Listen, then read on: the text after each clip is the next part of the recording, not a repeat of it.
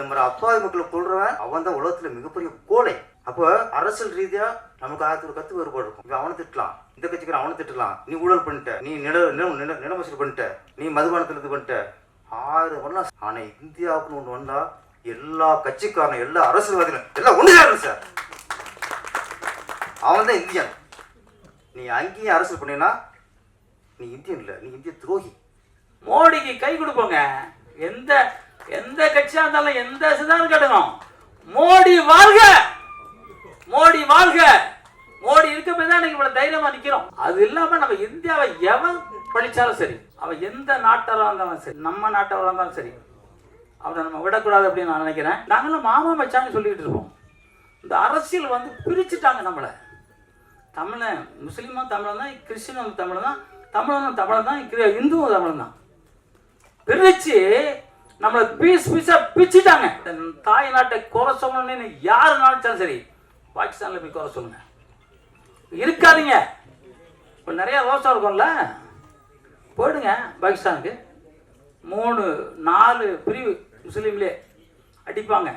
அந்த ஜெய்ஹிந்த் உலகத்துல நாட்டின் நரம்புகள் அத்தனையும் ஜெய்ஹிந்த் ஜெய்ஹிந்த் ஜெய்ஹிந்த் நம்ம சொல்லி நம்ம அத்தனை பேருக்கும் நம்ம பாதுகாப்பு கொடுக்கணும். 26 பேர் செத்துட்டாங்க.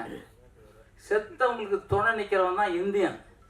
துணை இல்லாம எவன் என்னாலும் அவன் வந்து பாகிஸ்தான். இந்தியாவுக்கும் பாகிஸ்தானுக்கும் ஒரு ஒரு வார்த்தை மாதிரி வந்துருச்சு. இப்போ போய் யாருக்கு சப்போர்ட் பண்ணுவீங்க சார்? ஃபேஸ்புக்கில் ஒரு ராணுவத்தை பற்றி பேசினா கீழே கமெண்ட்ஸில் பாருங்க சார், ராணுவத்தை கேள்விப்படுத்துறான் சார், இந்தியா வந்து ராணுவத்தை கேள்விப்படுத்துறா சார்.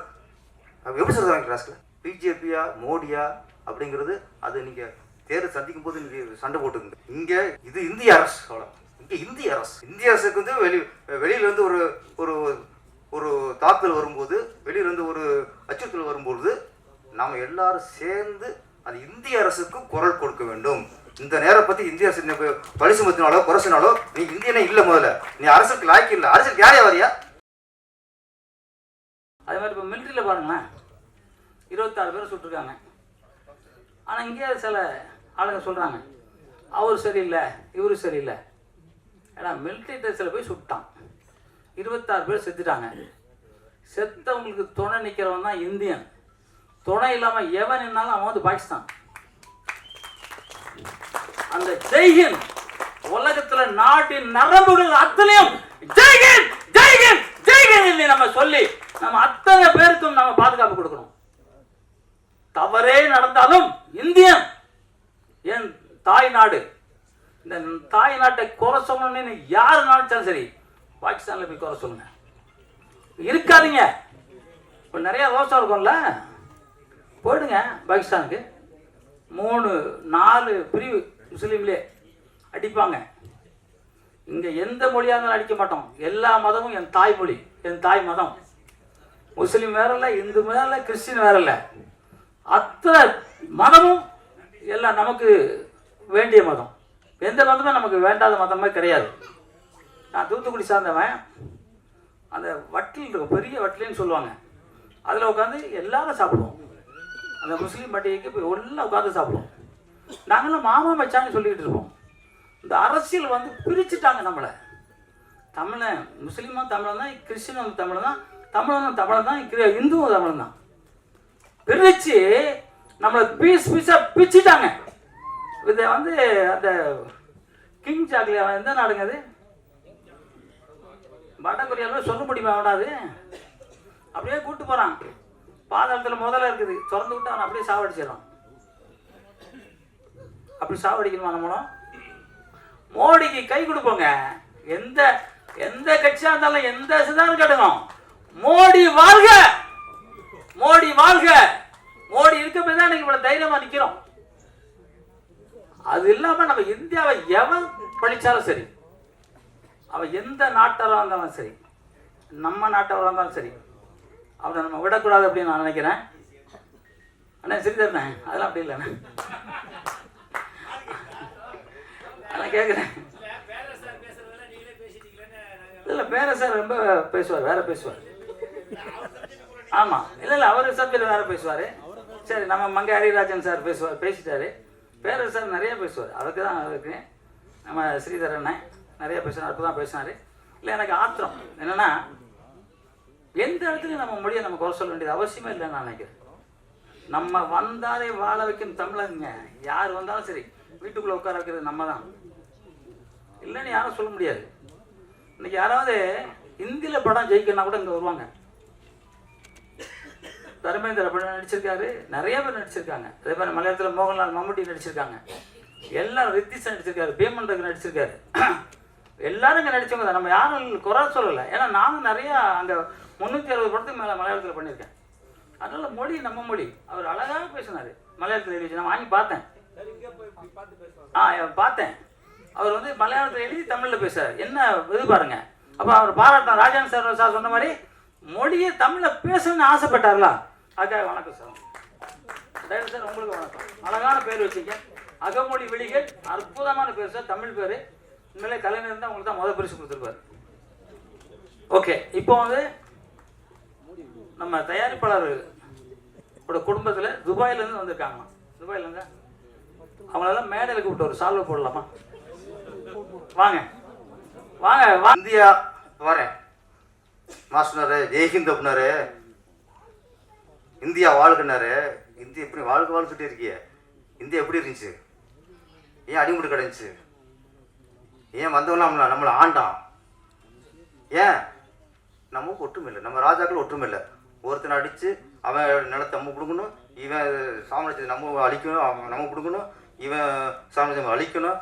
நமக்குள்ள சண்டை சண்டை சண்டை சண்டை. வந்தான் இஸ்லாமியர் முடிச்சான், ஆண்டான், அடிச்சு கிடக்கான். வந்தான் ஆங்கிலேயர் வந்தான். எல்லாரும் ஒற்றுமை இருந்தால் இந்த வியாபாரம் வந்தான்ல, ஒரு இடத்த பிடிச்சிக்கணுமா, அடிச்சு விரட்டிருப்பாங்க சார். ஒரு ராஜா அடித்து கொல்லும்போது இவன் அவனை தான் கொள்றான், வேடிக்கை பார்த்தான். இன்னொரு ராஜாவை அடித்து சாமிச்சு கொடுக்கும்போது இன்னொரு ராஜா வேடிக்கை பார்த்தான்.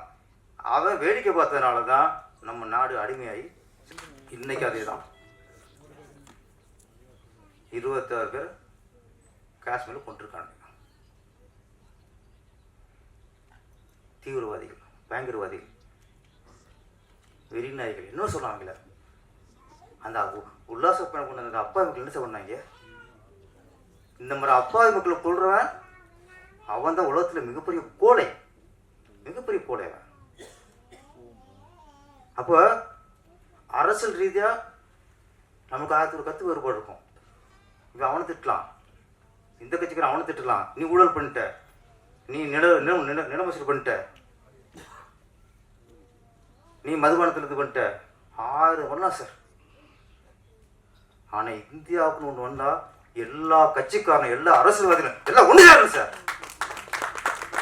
அவன் தான் இந்தியன். நீ அங்கேயும் அரசியல் பண்ணினா நீ இந்தியன் இல்லை, நீ இந்திய துரோகி. துரோகி. எங்கே நம்ம இந்திய பற்ற காட்டுறோமோ அங்கே இந்திய பற்ற காட்டிடணும். இதுதான் சந்தர்ப்பம். இதை பயன்படுத்தி நம்ம ஒருத்தர் பழி சுமத்திடலாம், இதில் அரசு பண்ணிடலாம். அதுக்கு இல்லை, அதுக்கான நேரம் இல்லை. இது இந்தியாவுக்கும் பாகிஸ்தானுக்கும் ஒரு ஒரு வாக்குமரம் வந்துருச்சு. இப்போ போய் யாருக்கு சப்போர்ட் பண்ணுவீங்க சார்? ஃபேஸ்புக்கில் ஒரு ராணுவத்தை பற்றி பேசுனா கீழே கமெண்ட்ஸில் பாருங்கள் சார், ராணுவத்தை கேள்விப்படுத்தலாம் சார், இந்தியா வந்து ராணுவத்தை கேள்விப்படுத்தலாம் சார். எப்படி சொல்லுவாங்க கிளாஸில்? பிஜேபியா மோடியா அப்படிங்கிறது அது நீங்கள் தேர்தல் சந்திக்கும் போது நீங்கள் சண்டை போட்டுக்குங்க. இங்கே இது இந்திய அரசு, அவ்வளோ. இங்கே இந்திய அரசு, இந்திய அரசுக்கு வந்து வெளியிலேருந்து ஒரு ஒரு ஒரு தாக்குதல் வரும்போது, வெளியிலேருந்து ஒரு அச்சுறுத்தல் வரும்போது நாம் எல்லாரும் சேர்ந்து அந்த இந்திய அரசுக்கு குரல் கொடுக்க வேண்டும். இந்த நேரம் பற்றி இந்திய அரசு பழி சுமத்தினாலோ குறைச்சினாலோ நீ இந்தியனே இல்லை. முதல்ல நீ அரசுக்கு லாய்க்கு இல்லை. அரசுக்கு யாரையா வரியா? மக்களுக்கு தானே அரசியல் பண்ண வரியா? சம்பாதிக்க வரீங்களா? பொருளிக்க வரீங்களா? மக்கள் யார்?